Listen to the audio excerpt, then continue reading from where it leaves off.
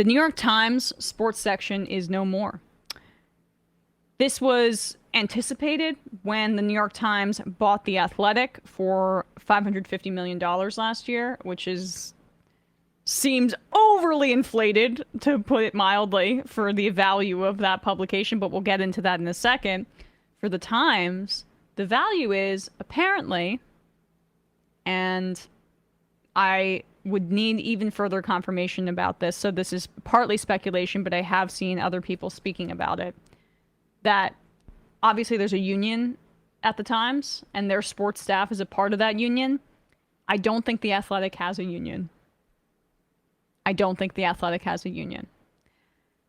And the defector, I should say, wrote up a great piece about this, written by Ratto, sorry if I'm mispronouncing it, that I wanted to read a little bit from. Ray Ratto is like one of the best, maybe actually one of the few existing actual sports columnists left, and Yes. he is an amazing columnist. Like if you guys subscribe to Defector or not, I'm obviously a huge Defector booster, but I read everything Ray writes, so very important stuff. And I'm about to read it to you now. I'm basically just going to read most of this piece because I think it really sums it up better than I can, since this is not my primary beat, as somebody who covers politics primarily. But the New York Times announced what had long been suspected by cynical people who are already proven not to be nearly cynical enough. They were closing the New York Times sports department and replacing it with whatever they felt like retaining from the 2022 purchase of The Athletic. They are exchanging a money drain for a money suck and passing it as a necessary economy for a changing world, when in fact it was all it was the Times turning more into less, with the idea toward turning it into nothing at all, because all the dough is tied up in real estate anyway. The Times has never fully embraced the traditional sports section, always preferring to view it as theater for people who wouldn't be caught dead at the theater. The sports desk had its giants, its generations of brilliant stylists and award winners, but the takeaway for the casual reader always seemed to be what the Times did. Seemed to be that the Times did sports only obligatorily. When it freed itself of that obligation Monday morning by announcing it would replace its well-regarded financial sinkhole with a well-regarded but larger financial sinkhole, it reassigned its sports staffers to other parts of the paper, the business of sports to the business of business, for one example, and promised no layoffs. In other words, there will be layoffs and loads of them. Why else would they do this? It wasn't to reimagine sports coverage, it was to reimagine payroll. It also served as one more gift to the journalists of the future, reinstilling in them the knowledge that there is no future, just a series of day-to-days. A reminder that it appears, based on what I'm like essentially seeing, that The Athletic, I mean, they, as a part of the acquisition, I'm like 99% confident on this. I'm just giving the one caveat because I haven't read it officially in one of the articles from the Fallout here. But that part of the negotiation was keeping The Athletic outside of the New York Times and their masthead, which keeps them out of the guild, which is the union. And then, to me, this is swapping out a more expensive workforce for one that's more fungible, and they could eventually gut it. They can gut The Athletic after they acquired it and lay off a bunch of people, reassign some of the sports people within the New York Times, and they'll probably get laid off in the end anyway. When it freed itself of that obligation Monday by announcing it would blah, blah, blah. In other words, there will be layoffs and loads of them. Why else would they do this? It wasn't to reimagine sports coverage, it was to reimagine payroll. It also served as one more gift to the journalists of the future, reinstilling in them the knowledge that there is no future, just a series of day-to-days. The Times worked hard to represent itself as capable and even representative of a different kind of sports coverage. Its latest sports Pulitzer went to feature writer John Branch. But because nobody at corporate imagines that anything can be different from an already decomposing norm, that difference stopped being celebrated as proof of the Times' unique place in journalism, and the desk was considered in its C-suite as just one more place with too much Mets coverage. Yes, this throwaway analysis seems to diminish the people who work there and allowed us to imagine something other than the Post and the Daily News, but their day is coming too. Across the country, papers are cutting back their last deadlines to pre-dinner hours so that the annoyance of night sporting events and their coverage can be eliminated. And the new enemy of profitability is the people who used to fill those pages. If reducing drag is the heart of efficiency, then Times is the first to give in to the logical extension of this philosophy. If one can be sure The Athletic would actually broaden the Times' coverage, then this move might be defensible journalistically, but The Athletic has never been about reimagining anything. It just tried to newspapers, making writers hope their beats wouldn't suck so they might get enough clicks to sell enough subscriptions to imagine themselves central to the business. And making the talent worry about the business is always a dangerous strategy because it allows the business people to fail and blame it on someone other than themselves. The Athletic made the essentially arrogant mistake of building a vehicle for editors rather than writers, and then doubled down on that by taking all their individual city coverages and centralizing the editorial process through one central hub in New York, proving yet again, while one size does not fit all, it's easier to justify to the suits. Indeed, with only a few exceptions, blah, blah, blah, he lists some of the exceptions about what The Athletic has done, England soccer coverage, Toronto as well, blah, blah, blah. The Times wanted it not for the possibility of more and more comprehensive sports journalism, but for the Athletic subscription list.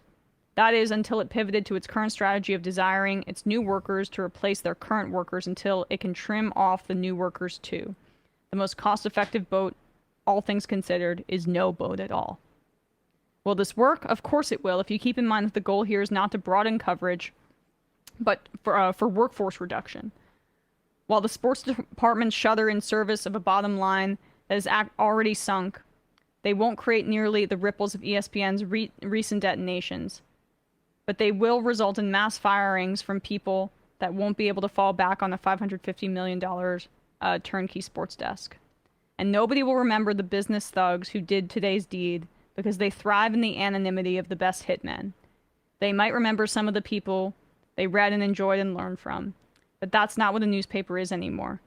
It's just another way to explain late-stage capitalism, eating the people who do the work and replacing them with fewer and cheaper ones. Retirees from this industry no longer have the choice of just in time, but only varying stages of too late.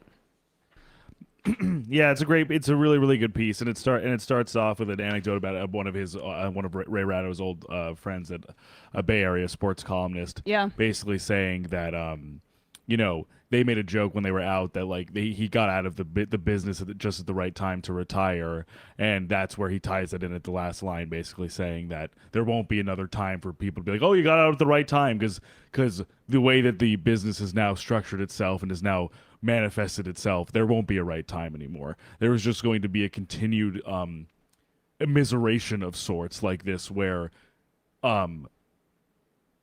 a oversaturation of the market, i.e. what The Athletic did, where it was like, we'll have beats in Kansas City and Detroit and Milwaukee and Houston and Dallas and a writer for every team. You know who tried that before and it really didn't work? Was SB Nation. SB Nation was the same thing. We'll have fan sites for every single team in every single city. And what happens with that?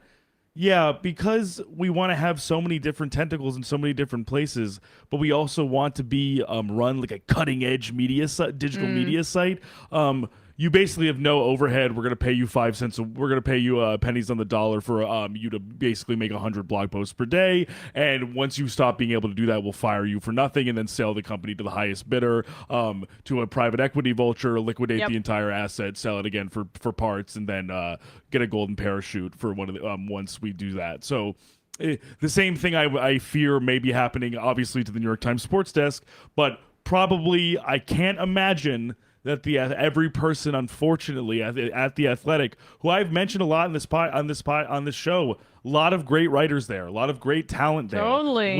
I cannot imagine that the only casualties from this decision will be on the New York Times sports desk. This is about efficiency. This is about surgical And cutting cutting out labor of cost is and yeah, cheapening and fastest way to and make it cheap. excising labor. Yeah. And this has happened before. It's a massive scaling up project for a elusive level of growth, quote unquote growth, that cannot sustain itself monetarily, and ultimately the only people who get punished for that type of hubris are the people who actually make the stuff. Not the people who bankroll the stuff. And ESPN, in the end, I mean, like, they're doing something semi-similar for their own model, which is that they are getting rid of a lot of mid-level talent, essentially. Guys that they thought were making too much money but aren't the big names. Like, Shams is going to be fine with the Athletic getting sold, or with the Athletic getting folded into the New York Times at this point. Even though... But one of my favorite people, like Shayna Goldman, who's one of the best writers in hockey, I don't know. I mean, I hope she's okay. But other Greg, people like even that. Greg Wyshynski, I mean, Oh, yeah. I love Greg, but I'm saying it's like, well, they think, oh, but not a lot of people read about hockey. Not a lot of people read about soccer. Not a lot of people are like, well, what if I was saying, as I was predicting earlier, obviously it hasn't happened yet, but I'm saying, what if they're like, oh, we need every single dollar we can to throw at Shannon Sharp to get him on ESPN? Yeah. Where are we going to get all that money? Yeah, and I mean, to your point about Shams, for example, or Woj, for example, I mean, even people like that, I'm not entirely certain about, only because we just saw Jeff Van Gundy get let go. We just saw Jalen Rose get let go. Well, yeah, I mean, no one will be eventually safe in the end, right, but but they'll at least make millions on their way to getting cut out of the industry. I mean, for these people who have been dedicated their life to this, it sounds, I know, for a lot of people, like it is Pollyannish, to use a phrase that Sam likes to, like, not everything that has value to society makes a profit. Or it can make a profit. That's your job on the business end, but it doesn't need to grow endlessly. And this is a problem with these multimedia conglomerates and we see what with they newspapers and reporting and journalism writ large, not just this sports, isn't just obviously. sports, of There's course. been such a hollowing out of local news reporting in favor of stuff like this, or in favor of a company, as you said, as we've talked about, of course, like Gannett or Alden Capital with the Denver area newspapers, or what's the other one I was thinking of? Gannett. Oh, and Sinclair. Gobbling up all the local broadcasting stations on TV. I mean, it's a massive land grab, essentially, of all of these different territories to basically hollow out something that's not broad, that's specific to these communities. Do you remember that video of all of those Sinclair broadcasts saying the exact same thing in different markets? Yeah, that's the hollowing out. That's the broadening, where it's like, no, it's not the same. It's not the same to get the Athletic Kansas City and the Athletic Detroit with the same masthead and same graphics and same everything, just different content. There's something to be said about actual local reporting, actual stuff that's inherent and endemic and etched into its community, and we don't have that anymore. No. There used to be fucking, excuse my language, there used to be fucking correspondence in Moscow for the Baltimore Sun. There used to be global desks for local even newspapers. CNN doesn't have that same. I mean, it's a part of why some of our international reporting is such dog shit, and it's just 100%, just parroting what the Pentagon tells you, which Absolutely. is mostly lies, because it's the Pentagon. It's people literally doing this reporting about places in the world, essentially from the newsroom and CNN in Midtown Manhattan. Yeah, it's not embedded in places in Africa, places in South America. Like, it's not. And the same thing goes for one more thing about kind of this hollowing out. Another relevant kind of pulling back in the sports media space that also happened, I saw this morning. The LA Times is no longer going to be publishing, box scores and standings and a sports calendar and updates. I feel like ChatGPT could do that. Not to no. But I see, but in the sense of like scores for it. I'm joking. No, but what I see what you're saying in the sense of like, it's something that you would think would not necessarily cost a whole lot to continue doing, and B would still maintain some semblance of people feeling that there's some utility to a print newspaper. Yeah, and a connection to the community, which is what sports are really supposed to be with those teams. And something as fundamental as that, as foundational as that, as kind of like cheesy and nostalgic as it is, I remember one of my favorite things as a kid, like going into the sports pages and like looking at the standings, looking at the box scores, looking at all the different statistical rundowns, looking at the sports calendar, looking at the little blurbs and capsule updates from every baseball game. Like that was the lifeblood for me. That's one of the reasons I love sports and I love information. That's one of the reasons I am who I am today. And that's being gotten rid of because it's not profitable. It's not in the ledger. It's not giving them what the people who own, what Patrick Soon-Shiong, the billionaire who owns the Los Angeles Times, wants from it. And it's sad. Just sucks. Let's pull this up here. This is a quote from the Times story about why they were disbanding their coverage, and I think that this is also indicative of this. This quote from the New York Times story about the paper disbanding its sports department is confusing to me. Says Laura Albanese.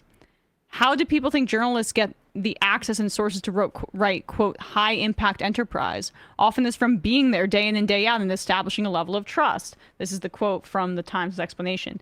We plan to focus even more directly on distinctive high impact news and enterprise journalism about how sports intersect with money, power, culture, politics, and society at large. Okay, so op-eds, right? Op-eds about sports. If they connect with other things that are more profitable for us. The editors wrote in an email to the Times' newsroom on Monday morning. At the same time, we will scale back the newsroom's coverage of games, players, teams, and leagues. So like the actual sports. I mean, my dad reads the New York Times sports coverage because he he goes to bed early, and then also his wife doesn't love sports that much, so he doesn't get to watch that much. But we will scale back the he reads every day coverage of games, players, teams, and leagues. It's like this is gonna ruin his life. Yeah, so it's like sorry, Emma's dad. Emma's dad. We're actually just the sports section just not gonna cover sports anymore. Yeah, sorry. So I